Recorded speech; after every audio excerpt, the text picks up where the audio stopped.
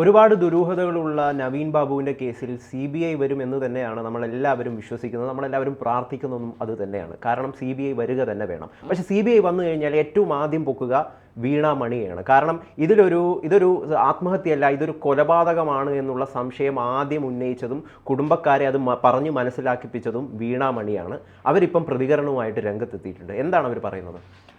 ഗൗതം പറഞ്ഞത് ശരിയാണ്. CBI ഈ കേസ് ഏറ്റെടുത്താൽ ഒരുപക്ഷെ ആദ്യം മൊഴിയെടുക്കുന്നത് അല്ലെങ്കിൽ ആദ്യം കാര്യങ്ങൾ ചോദിച്ച് മനസ്സിലാക്കുന്നത് വീണ മണിയിൽ നിന്നാവും. കാരണം ഒരു മുനീശ്വർ കോവിലിൻ്റെ മുന്നിലാണ് നവീൻ ബാബുവിനെ ഇറക്കി വിട്ടത് എന്നാണ് ഡ്രൈവർ ഷംസുദ്ദീൻ പറഞ്ഞത്. പിന്നീട് ഷംസുദ്ദീൻ്റെ മൊഴി ഒരു തവണ എടുത്തതായിട്ടാണ് നമ്മളൊക്കെ കേട്ടിട്ടുള്ളത്.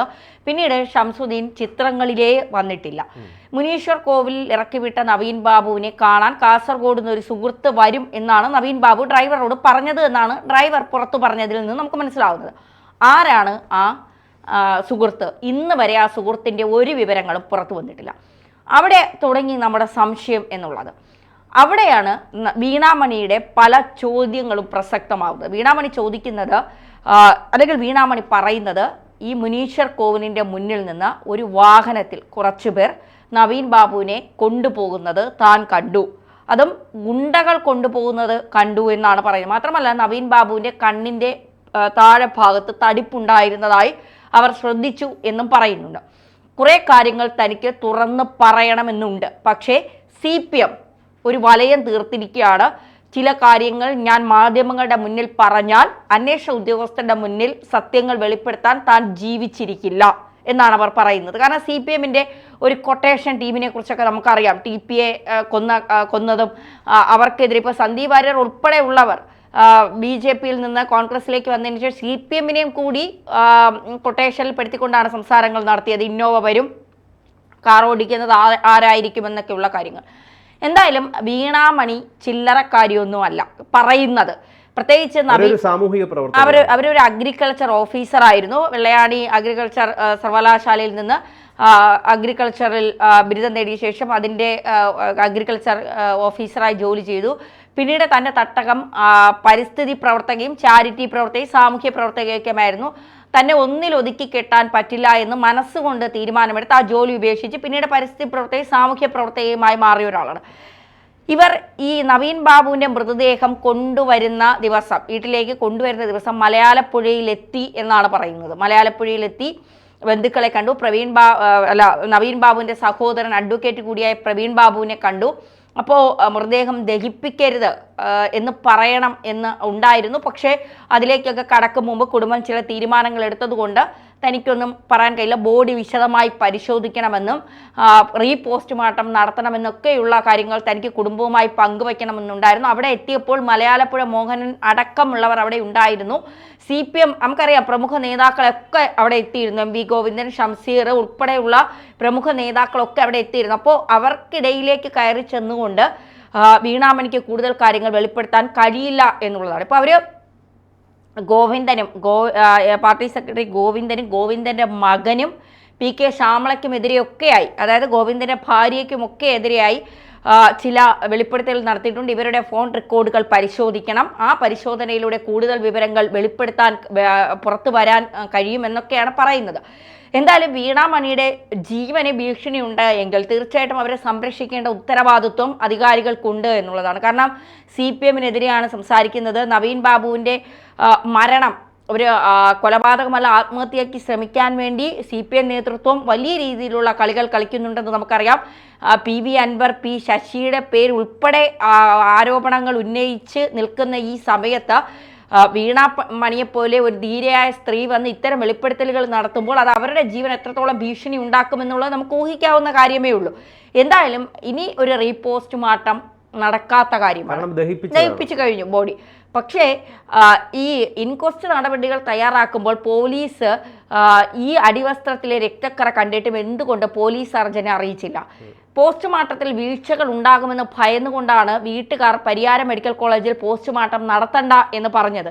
എന്നിട്ടും കളക്ടർക്ക് വാക്കാലല്ല നേരിട്ട് എഴുതി കൊടുത്തതാണ് അപേക്ഷയായി. പരിയാരം മെഡിക്കൽ കോളേജിൽ നടത്തണ്ട, കോഴിക്കോട് മെഡിക്കൽ കോളേജിലോ അല്ലെങ്കിൽ കണ്ണൂർ തന്നെ തൊട്ടടുത്ത ജില്ലാ ആശുപത്രി ഉണ്ട് അവിടെയോ നടത്താൻ പറഞ്ഞിട്ട് കേൾക്കാതെയാണ്, വീട്ടുകാരുടെ വാക്കിന് പോലും വില നൽകാതെയാണ് CPM-ന്റെ അധോലോകമായ CPM നേതാക്കളുടെ അധോലോകമായ പരിയാരം മെഡിക്കൽ കോളേജിലേക്ക് ഈ ബോഡി കൊണ്ടുപോയത്. ആന്തരിക അവയവങ്ങളുടെ പരിശോധന നടത്തിയിട്ടില്ല, അതിനെക്കുറിച്ചുള്ള ഒരു വിവരങ്ങളും പോസ്റ്റ്മോർട്ടം റിപ്പോർട്ടിലില്ല.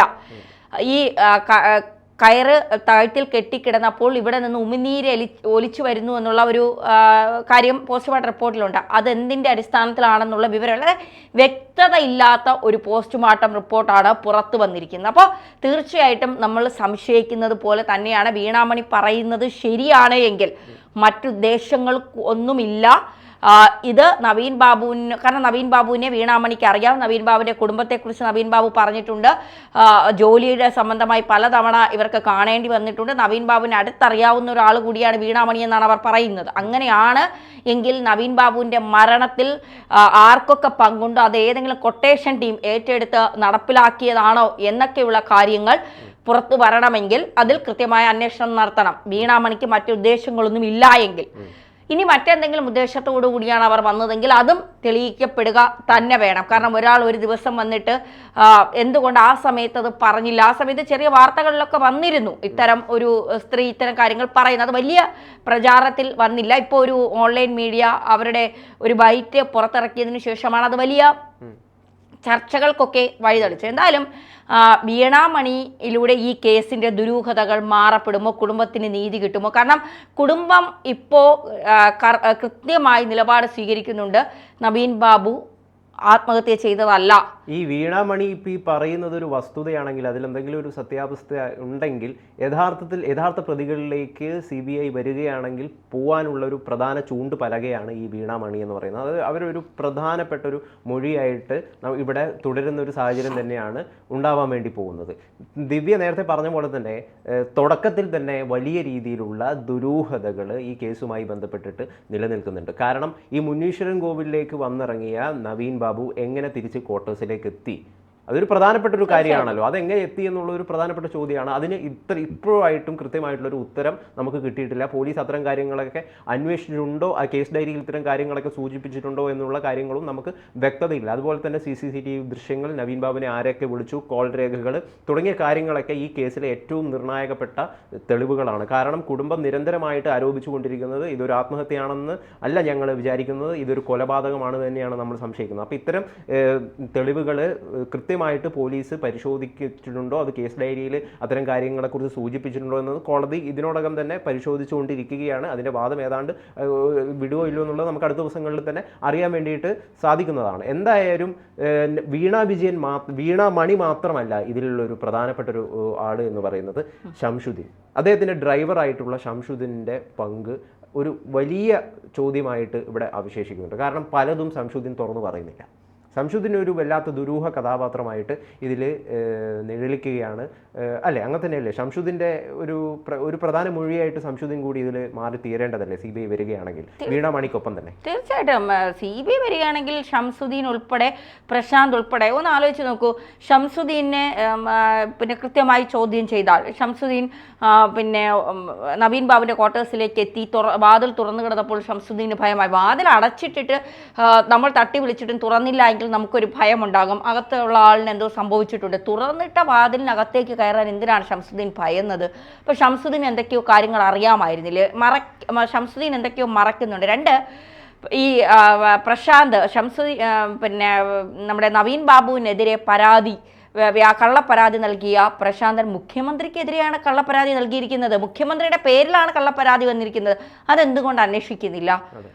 ഇവിടെ ദുരിതാശ്വാസ നിധിയുടെ പേരിൽ പോലും വാക്കുകൊണ്ട് പറഞ്ഞാൽ മാധ്യമങ്ങൾക്കെതിരെ കേസെടുക്കുന്ന പിണറായി വിജയനെതിരെ, അല്ലെങ്കിൽ പിണറായി വിജയൻ്റെ പേരിൽ ഒരു കള്ളപ്പരാതി അയച്ചിട്ട് എന്തുകൊണ്ട് കേസെടുക്കുന്നില്ല എന്നുള്ള. അപ്പോൾ ഇതൊരു കോക്കസാണ്, CPM-ൻ്റെ ഒരു കോക്കസ് ഇതിന് പിന്നിലുണ്ട്. അവർ ആരെയൊക്കെ രക്ഷിക്കാനായി, എന്താ പറയുക, പച്ച മലയാളത്തിൽ പറഞ്ഞാൽ നവീൻ ബാബുവിൻ്റെ അടിവയറ് മുതൽ ഇടിച്ച് കലക്കി പദം വരുത്തി അദ്ദേഹത്തെ കൊന്ന് കുറേ സമയം നിലത്ത് കിടത്തി കെട്ടിത്തൂക്കി. ഇതായിരിക്കണം സംഭവിച്ചത് എങ്കിൽ. റിപ്പോർട്ടിൽ ശരീരത്തിൽ എവിടെയും ചതവോ ഒടിവോ മറ്റ് പ്രശ്നങ്ങളോ ഉള്ളതായിട്ട് രേഖപ്പെടുത്തിയിട്ടില്ല. അതാണ് ഈ വടക്കൻ കളരിമുറയുടെ ഒരു പ്രത്യേകത എന്ന് പറയുന്നത്. ചില പ്രത്യേക തരം മർമ്മവിദ്യകൾ ഉപയോഗിച്ചു കഴിഞ്ഞാൽ കുടുംബം അതുകൊണ്ടാണ് പറയുന്നത്. അതായത് ബോഡിയിൽ മറ്റ് ചതവുകളോ മറ്റു കാര്യങ്ങളോ ഒന്നും ഇല്ലാത്തത് കൊണ്ടാണ് കുടുംബം പറയുന്നത് ഇന്റേണൽ ഓർഗൻസിന്റെ പരിശോധന കൂടി നടത്തണമെന്ന്. പക്ഷെ ആ കാര്യം നടത്താൻ വേണ്ടിയിട്ട് ഇവിടെ തയ്യാറാവുകയും ചെയ്യും. ഇല്ല, ഇനി എങ്ങനെ നടത്തും? ബോഡി ദഹിപ്പിച്ചു കഴിഞ്ഞല്ലോ. അപ്പൊ ഇനി അത് നടത്തുന്നത് എത്ര പ്രായോഗികമല്ല എന്നുള്ളത് നമുക്കറിയാം. അപ്പോൾ കുടുംബത്തിന്റെ ആരോപണം ഇനി ഇത് തെളിയിക്കണമെങ്കിൽ ഇതിലിപ്പോൾ തെളിവുകൾ ഓരോന്നായി നശിപ്പിക്കപ്പെട്ടുകൊണ്ടിരിക്കുകയാണ്. കാരണം CBI വരുന്നതിന് മുൻപേ മാക്സിമം തെളിവുകൾ നശിപ്പിക്കുക എന്നുള്ളതാണ് ഇതിലൊരു കൊലപാതക സാധ്യതയുണ്ട് എങ്കിൽ ആ കൊല ചെയ്യപ്പെട്ടവരുടെ ലക്ഷ്യമെന്ന് പറയുന്നത്. അപ്പോൾ തീർച്ചയായിട്ടും CBI വരുന്നതിന് മുൻപ് ഒരു മികച്ച ഉദ്യോഗസ്ഥൻ ഈ കേസ് ഏറ്റെടുത്തുകൊണ്ട് ഇപ്പോൾ എല്ലാ തെളിവുകളും നശിപ്പിച്ച കൂടത്തായി കേസ്, കൂടത്തായി ജോളിയെ കുടുക്കിയതുപോലെ കൃത്യമായി സമർത്ഥനായ ഒരു വിട്ടുവീഴ്ചയ്ക്കും തയ്യാറാകാത്ത പിന്നെ ഒരു നട്ടല് നിവർത്തി തൻ്റെ ഇടത്തോടെ ജോലി ചെയ്യാൻ ഉതകുന്ന ഒരു ഉദ്യോഗസ്ഥൻ ഈ കേസ് ഏറ്റെടുത്താൽ സുരേഷ് ഗോപി ഇടപെടണം. തീർച്ചയായിട്ടും സുരേഷ് ഗോപി ഇടപെട്ട് കഴിഞ്ഞാൽ സുരേഷ് ഗോപി ഇടപെട്ട് കഴിഞ്ഞു കഴിഞ്ഞാൽ അത്തരം കാര്യങ്ങളൊക്കെ ഉണ്ടാകും. അല്ലെങ്കിൽ സർക്കാരിന്റെ പാവയായിട്ട് നിലനിൽക്കുന്ന ഏതെങ്കിലും ഉദ്യോഗസ്ഥൻ വന്നിട്ട് കേസ് അന്വേഷിച്ചിട്ട് അവർക്ക് അനുകൂലമായ രീതിയിൽ റിപ്പോർട്ടും സമർപ്പിച്ചിട്ട് മടങ്ങും എന്നുള്ളതാണ് സംഭവിക്കാൻ വേണ്ടി പോകുന്നത്. അപ്പം തീർച്ചയായിട്ടും ഇവിടെ കേന്ദ്രത്തിന്റെ ഒരു കൃത്യമായ ഇടപെടലും നിരീക്ഷണവും ഈ വിഷയത്തിൽ, നവീൻ ബാബുവിന്റെ വിഷയത്തിൽ വേണമെന്നുള്ളത് വളരെ ആവശ്യപ്പെട്ടുള്ള ഒരു കാര്യമാണ്. പൊതുസമൂഹം ആഗ്രഹിക്കുന്നതും അത് തന്നെയാണ്. കാരണം CPM എന്ന് പറയുന്ന ഒരു പാർട്ടി CBI വന്നാൽ പോലും അവരെ സ്വാധീനിച്ചു തങ്ങളുടെ ഭാഗത്തേക്ക് കാര്യങ്ങളാക്കി തീർക്കുവാനുള്ള ശ്രമങ്ങൾ നടത്തുമെന്നുള്ള സംശയം സ്വാഭാവികമായിട്ടും ആളുകൾക്കുണ്ട്.